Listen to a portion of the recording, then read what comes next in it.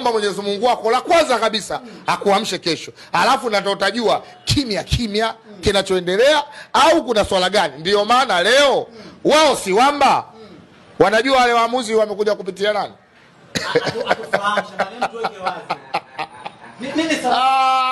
Sisi hao.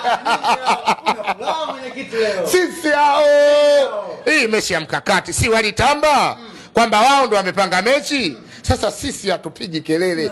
Si tunaondoka nao kimya. Tunaondoka nao tuwasikie kwa nini?